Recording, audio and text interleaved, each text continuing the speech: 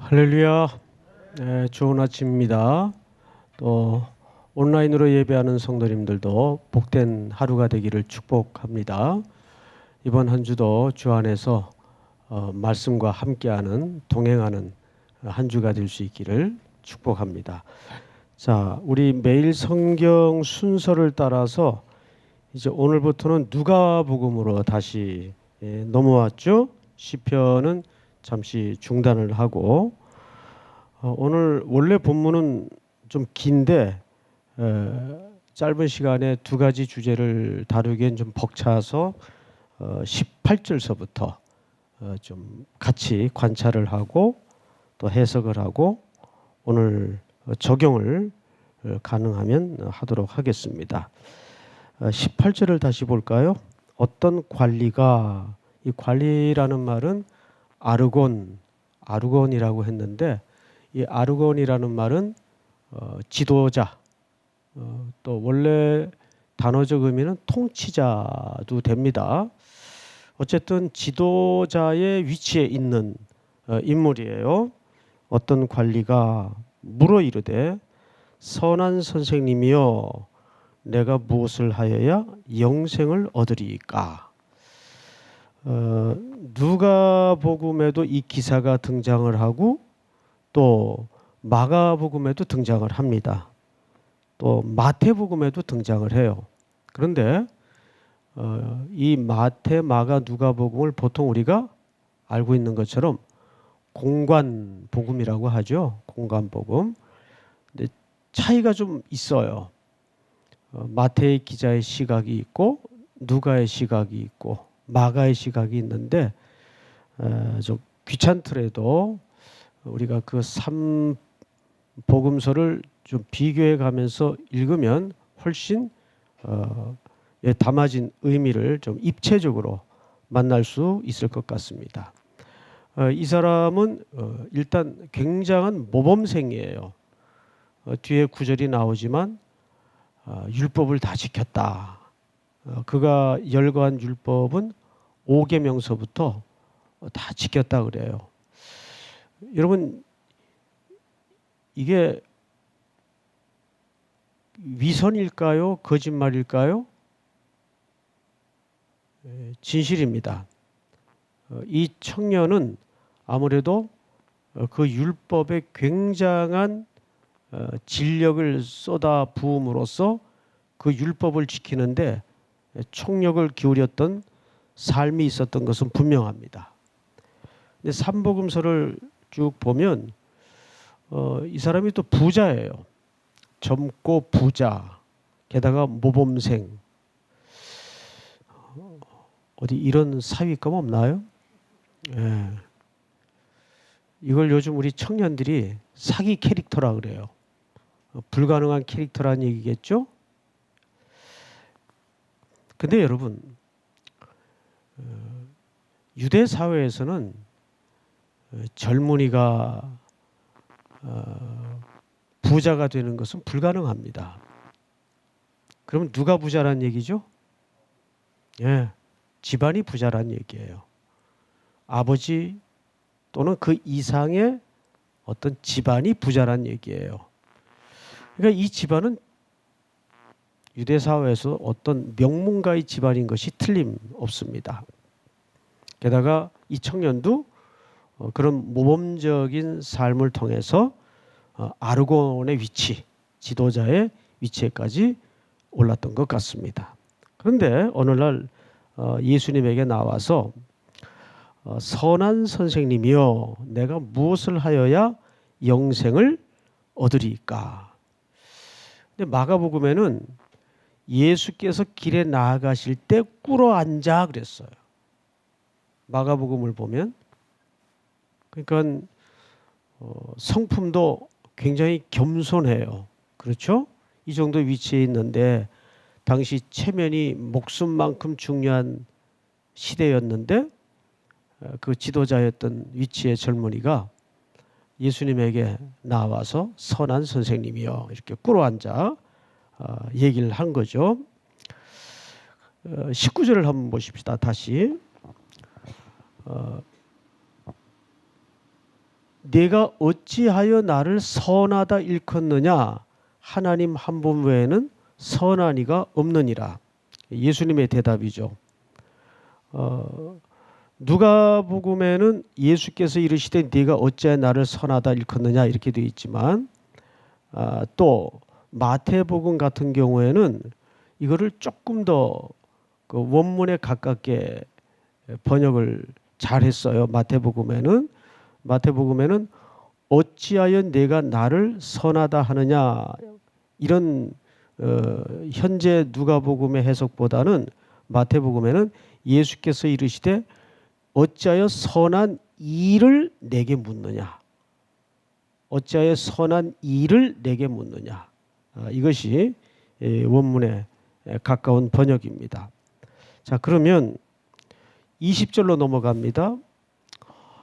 네가 계명을 안 하니 간음하지 말라, 살인하지 말라, 도둑질하지 말라, 거짓 증언하지 말라, 네 부모를 공경하라 하였느니라.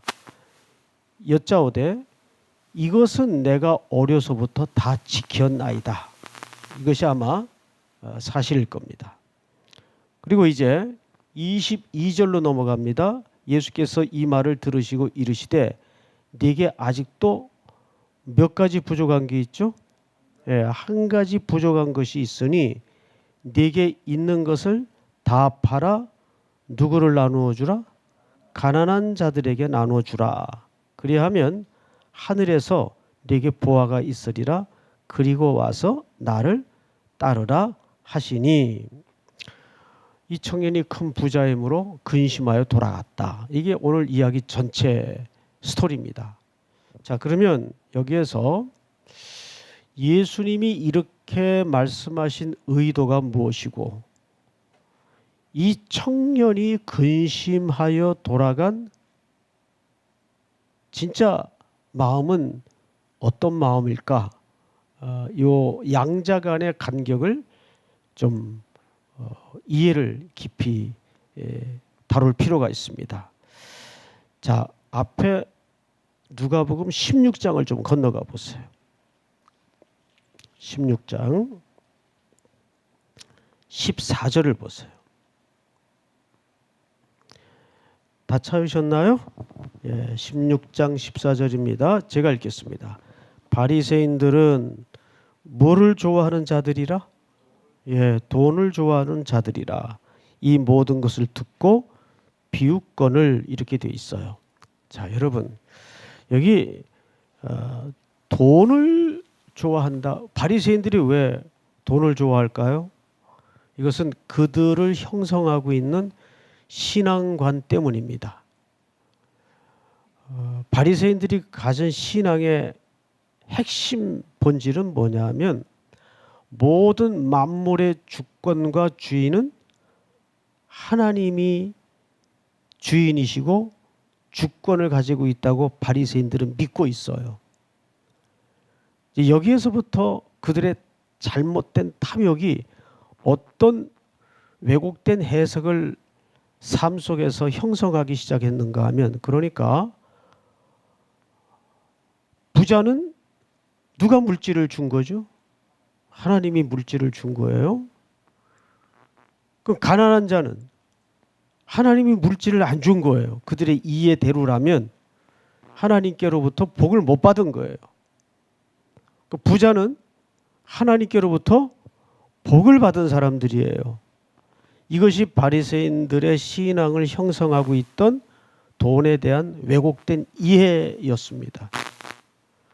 만물의 주권과 주인이 하나님이라는 것까지는 이상이 없었는데, 그래서 부자는 하나님이 복을 주신 것이고 가난한 사람들은 하나님이 복을 안 준 거예요. 복을 안 줬다는 말은 못 받았다는 말이요, 저주의 대상이었다는 얘기예요.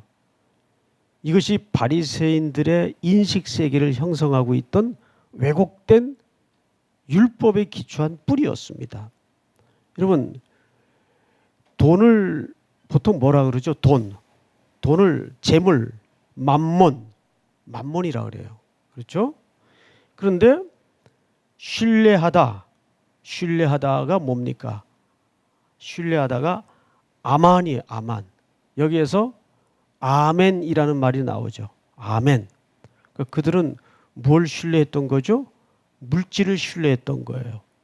그래서 여기서는 우리말 성경에는 바리새인들은 돈을 좋아한다 그러니까 그냥 단순히 돈 되게 좋아하나 보다 이렇게 이제 피상적으로 이해를 갖기 쉬운데 그렇게 단순한 이해가 아니에요.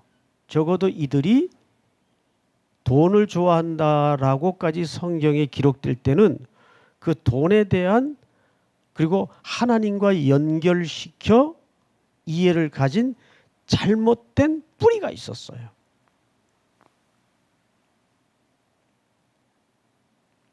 그래서 심지어는 구약에 보면 아모스 시대 특별히 가장 극에 달했는데 여러분들에게 한번 여쭤볼게요. 안식일을 지키거나 율법을 지키는 데 있어서 가난한 사람들이 안식일을 지키는 게 쉬울까요? 부자들이 안식일을 지키는 게 쉬울까요? 부자들이 안식일을 지키는 게 형식적으로는 훨씬 쉽죠. 왜? 부자들은 종들을, 노예들을 부릴 수 있으니까. 근데 없는 사람들 또는 노예들은 먹고 살아야 되니까 남의 종살이라도 해서 일을 시키면 안식일 날에도 해야 돼, 안 해야 돼요? 할 수밖에 없어요. 그런데 부자들은 안식일에 마저 그걸 지켜야 되니까. 그런데 소득은 더 올리고 싶으니까 농사나 여타 일을 대신 누구에게 시키는 겁니까? 노예들이나 종들에게 시키는 거예요. 그런데 출애굽기 20장 8절서부터 11절까지 안식일의 규정을 보면 남녀, 종, 집안의 유아는 누구까지? 개까지, 심지어는 짐승까지도 쉬게 하라 그랬어요. 근데 무엇이 이 계명을 무시하게 만들었죠? 그들 속에 돈에 대한, 물질에 대한 탐욕이 그것을 무시하게 만들었어요. 자기들도 무시할 뿐 아니라 직접 그 일을 안식일에도 감당해야 했던 공고하고 가난하고 어려운 사람들에게까지 안식일을 어기게 만든 거예요. 이게 얼마나 서늘한 율법주의자들입니까? 그리고 자기들은 정작 안식일 날 일 안 하니까 지킨 거예요. 형식적으로는. 이것이 눈에 보이지 않게 거대하게 유대 사회를 휘감고 있던 율법주의의 창백한 얼굴입니다. 그러니까 훨씬 있는 사람들은 형식적으로는 율법을 지키는 게 쉬워요. 그리고 누가 묻더라도 율법 지켰어. 충분히 그 대답과 답변이 가능하단 말이에요. 자, 그런데 이제 오늘 본문으로 다시 들어가서 예수님이 왜 이 질문을 했는가? 정말 다 팔아서 가난한 사람들을 나눠줘야 천국에 들어가기 때문일까? 예수님은 이 청년의 삶의 왜곡된 부분을 본 거예요.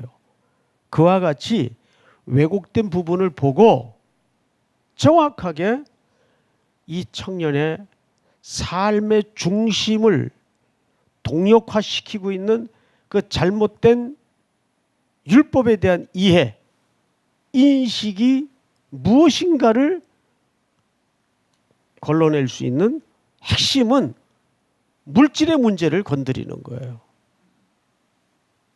그래서 이 청년의 우선순위가 어디 있는가? 자기는 입으로는 다 지켰다고 얘기를 해요. 누가 객관적으로 물어봐도 다 지킨 것처럼 보여졌을 거예요. 그리고 본인도 그렇게 알고 있었고, 본인도. 그러니까 속은 거죠. 스스로도 속고 시대가 그렇게 속이고 속아온 거죠. 마치 촌철살인처럼 예수님은 그 청년에게 내 것을 다 팔아 가난한 자를 나눠주라. 그 가난한 자를 대상으로 삼은 것은 어쩌면 그 시대의 율법주의의 가장 피해자가 누구이기 때문입니까? 약자들이었기 때문이에요. 여러분 이해가 돼요? 가장 피해를 입은 자가 그런 회색빛 율법주의자들의 감추인 들키고 싶지 않은 속내의 피해자가 가난한 사람들이었기 때문이에요. 그들은 어쩌면 있는 사람들의 밑에서 수하에서 그거라도 안 하면 당장 오늘 굶어야 되는 일들이 비일비재한 험악한 시대였기 때문에. 그런데 이 청년은 집안도 부자요, 본인도 부자요, 젊은 나이에 온유한 성품을 갖고 있고 겸손한 성품을 갖고 있고 또 본인 입으로 위선이 아니라 진짜 율법을 다 지키고 있다고 말할 수 있는 성실한 사람이었어요. 그런데 그가 과연 율법을 다 지켰다고 한 그 위선된 실체를, 시대의 위선된 실체를 예수님이 이 질문을 통해서 드러내고 싶었던 겁니다. 자, 그러면 이제 다시 성경으로 돌아가서 23절을 보세요. 그 사람이 큰 부자이므로 이 말씀을 듣고 심히 근심하더라, 이렇게 되어 있죠. 네, 다른 복음서를 들어보면 그 사람이 큰 부자이므로 이 말씀을 듣고 근심하여 가니라. 누가복음에는 그냥 근심에만 멈췄는데 공간복음을 비교해 보면 그냥 돌아갔다고 돼 있어요. 그래서 오늘 예수님은 그 청년의 등을 본 거예요. 예수님과 대화 끝에 삶의 가장 근본적인 문제를 스스로 해결하지 못한 채 질문만 던져놓고 등을 돌리고 돌아간 청년의 등을 본 거예요. 아프리카 속담에 그런 말이 있죠. 급류, 거센 강을 건너려는 자에게는 꼭 필요한 게 있다. 가슴에 무거운 돌을 안고 건너야 된다. 그 말은 무슨 얘기냐면 누구나 짊어져야 될 삶의 과제가 있다는 얘기예요. 험한 강을 건너려면 사람은 이 땅에 살면서 책임적 존재입니다. 하나님이 물질을 맡기고 시간을 맡기고 은사를 맡겼다면 그거는 책임을 가지라는 명령이에요. 그냥 혼자 자유롭게 엔조이하라는 의미가 아니고 인간은 책임적 존재입니다. 이 청년은 근심만 가득이 않은 채 그냥 자기 집으로 돌아갔어요. 오늘 예수님께서 이 청년에게 네가 율법을 다 지켰다고? 그러면 네 재산을 가난한 자들에게 나눠주고 나를 쫓으라. 근데 근심하여 돌아갔다. 이것은 천국에 들어가는 조건을 제시한 말씀이 아니에요. 그 다음 이야기를 한번 들어볼까요? 25절 24절부터 읽겠습니다. 예수께서 그를 보시고 이르시되 재물이 있는 자는 하나님의 나라에 들어가기가 얼마나 어려운지 낙타가 바늘기로 들어가는 것이 부자가 하나님의 나라에 들어가는 것보다 쉬우니라 하시니, 여기 낙타라는 말이 등장을 하죠. 이 과장법이에요. 유대인들이 흔히 쓰는 과장법인데, 이 낙타라는 말이 카밀론. 그런데 이 카밀론이라는 말이 또 무슨 말도 해석이 되냐면 밧줄이라는 말로도 해석이 돼요. 그래서 학자마다 견해가 많이 갈라져요. 이게 정말 낙타를 얘기하는 건지 밧줄을 잘못 해석한 건지. 그러나 그것은 이 본의를 흐리는 데는 지장이 없어요. 본의를 드러내는 데는 지장이 없어요. 예수님은 과장법을 통해서 재물을 가진 자가 하나님의 나라에 들어가기가 얼마나 어려운지 그것을 강조하기 위한 과장법이죠. 그런데 예수님의 표현을 미세하지만 잘 보세요. 성경을 다시 볼게요. 하나님의 나라에 들어가기가 불가능하다 그랬습니까? 어렵다 그랬습니까? 다시요. 아직 불가능하다 그랬어요? 어렵다 그랬어요? 어렵다 그랬죠? 어렵다는 얘기는 불가능하다는 얘기하고 달라요. 그럼 어렵다는 얘기는 가능할 수도 있다는 여지를 열어놓은 겁니까? 안 열어놓은 겁니까? 열어놓은 거죠. 그리고 나서 예수님이 뭐라고 말씀하시는가를 잘 들어보세요. 25절, 낙타가 바늘기로 들어가는 것이 부자가 하나님의 나라에 들어가는 것보다 쉬우니라 하시니, 듣는 자들이 이르되 그런즉 누가 구원을 얻을 수 있나이까. 27절 다 같이 시작. 이르시되 무릇 사람이 할 수 없는 것을 하나님은 하실 수 있느니라. 네. 자, 우리말 성경에는 우리 누가복음에는 그냥 그러면 누가 구원을 얻을 수 있겠습니까? 이렇게 단순히 표현을 했는데, 다른 복음서를 마태복음을 제가 한 군데 읽어드릴게요. 제자들이 듣고 몹시 놀라 이르되 그러면 누가 구원을 얻을 수 있으리까? 마가복음에도 제자들이 그 말씀에 놀라는지라, 몹시 놀라는지라. 근데 누가복음에는 이 놀랐다는 표현이 아쉽게도 빠져 있어요. 그 부분을 누가가 기록하지 않았어요. 제가 오늘 결론적으로 우리 성도님들에게 질문하고 싶은 게 이 부분이에요. 왜 놀랐을까요? 예수님의 그 말씀을 듣고 낙타가 바늘기로 들어가는 것보다 어렵다. 그 거의 불가능한. 근데 하나님은 할 수 있느니라 그래서 여지를 열어놨죠. 그런데 그 말씀을 듣고 왜 제자들은, 사람들은 몹시 놀랐다? 왜 놀랐을까요? 첫째, 말씀이 너무 좋아서? 둘째, 뜻밖의 말씀이기 때문에. 어느 쪽이 맞을까요? 전자일까요? 후자일까요? 말씀이 너무 좋아서가 아니라 자기들이 이해하고 기대했던 말씀과는 뜻밖의 말씀이었기 때문에, 그들은 의외의 말씀이었기 때문에 사실상 놀란 겁니다. 그러면 이 놀란 제자들을 포함한 청중들이 누구와 인식을 사실상 같이 하고 있었다는 얘기일까요? 그렇죠.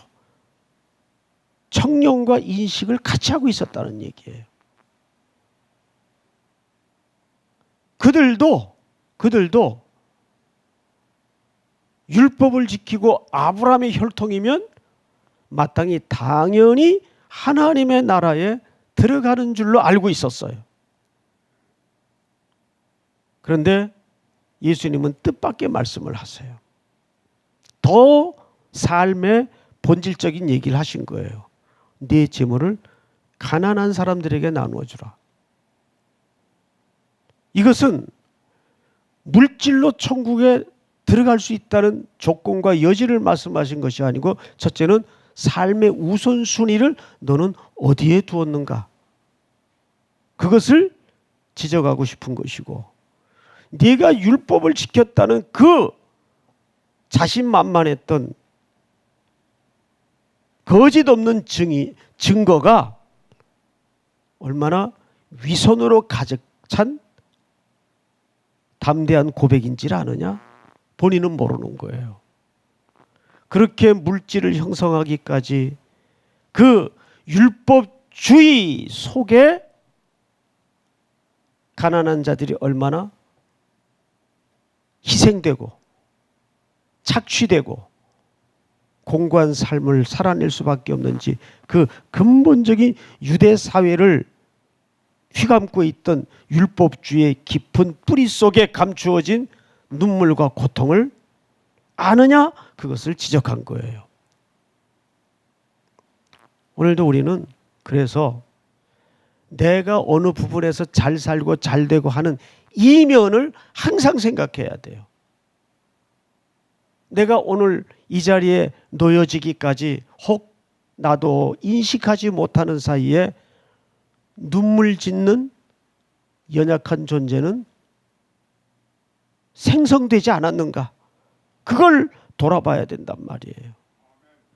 부자 나라들이 누리고 잘 사는 이면에 아시아에 또는 아프리카에 그늘진 곳에서 그들의 먹이 사슬에 걸려가지고 그 가난과 눈물진 세상에서 헤어나오지 못하는 이런 온 세상을 거대하게 자본주의 뿌리가 세상을 어떻게 어둡게 지배하고 있는가. 그래서 기독교적 가치와 대안만이 예수님의 십자가에서 나누어 주신 생명과 그 사랑의 실천만이 이 엉클어지고 비틀려진 세상을 그나마 바로 세우고 회복할 수 있는 유일한 길입니다. 오늘도 이 말씀 다시 한번 붙들고 또 한 주를, 또 오늘 하루를 주님 안에서 말씀 붙잡고 살아가는 저와 여러분들이 될 수 있기를 축복합니다. 우리 이 시간 다 같이 한번 통성으로 기도하겠습니다. 사랑하시는 하나님 아버지, 감사합니다. 오늘도 주신 말씀 붙들고 하루를 시작합니다. 우리에게 겸손한 마음을 주시고 하나님의 말씀을 지켰다는 진의로까지 우리의 삶이 순종되어지고 들어갈 수 있도록